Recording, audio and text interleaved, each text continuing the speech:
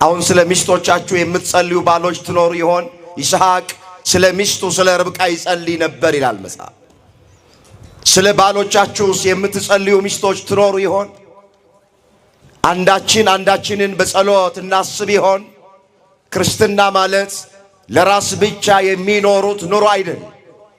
ክርስትና ማለት ለወንድሞቻችንም ለእህቶቻችንም ለባልንጀሮቻችንም ጭምር የምንኖረው ኑሮ ነው።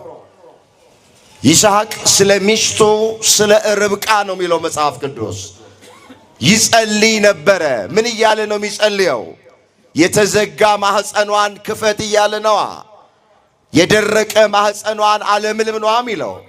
ልጅ ስጠን፣ በልጅ ባርከን እያለ ሁልጊዜ እግዚአብሔርን ይማጸን ነበረ። ቢዘገይም ይላል መጽሐፉ ርብቃን እግዚአብሔር አሰባት ይላል። ርብቃን እግዚአብሔር ምን አላት? ርብቃን ያሰበ አምላክ ሁላችንን በቸርነቱ ያስበን። ስለ አንድ ልጅ ስትለምን እግዚአብሔር 2 መንታ ልጆች ሰጣት። በሆዷ ውስጥ ይገፋፉ ነበር ይላል። እግዚአብሔር እንዲህ አይነት ግሩምና ድንቅ አምላክ ነው ወገኖቼ። ስንዝር ስንለምነው ክንድ የሚሰጠን የኛ አምላክ። ጥቂት ነገር ስንለምነው አብዝቶ ነው የሚሰጠን የኛ አምላክ። ስለ ሩቅ ስንለምነው በቅርብ ነው የሚሰጠን አምላክ። ትዝ ይላችኋል ያ በጌታ ቀኝ የተሰቀለ ወንበዴ በመንግስት በመጣ ጊዜ አስበኝ ሲለው ምንድነው መድኃኔ ዓለም ያለው? በመንግስቴ ሲመጣ አይደለም ያስብ፣ ዛሬ ከኔ ጋራ በገነት ትኖራለህ ያለው። እሱ እኮ ስለ ሩቅ ነው የሚለምነው። በመንግስት ስትመጣ አስበኝ። ክርስቶስ ግን ምን አለው? ዛሬ ከኔ ጋራ በገነት ትኖራለህ። ስለዚህ ይኸውላችሁ የምታመልኩትን አምላክ በደንብ ወቁት።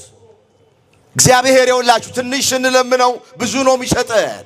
ስንዝር ስንለምነው ክንድ ነው የሚሰጠን። ጥቂት ስንለምነው አብዝቶ ነው የሚሰጠን። የለመነውን ብቻ አይደለም የሚሰጠን፣ ከለመነው በላይ። መጽሐፍ እንደዚህ ይላል። ሐዋርያው ቅዱስ ጳውሎስ በዚህ በኤፌሶን ለሚገኙት ክርስቲያኖች ይህንን ሐሳብ ግልጥ የሚያደርግ አንድ ቃል ተናግሯል። እንደዚህ ይላል።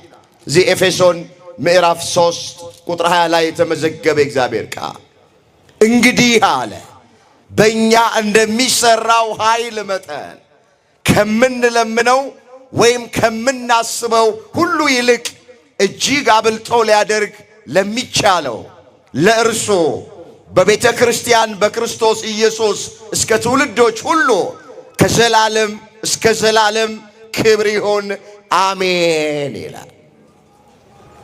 ቃሉን አስተውሉ። ከምንለምነው ወይም ከምናስበው ሁሉ ይልቅ አብልጦ ሊያደርግ ለሚቻለው ለእርሱ አለ።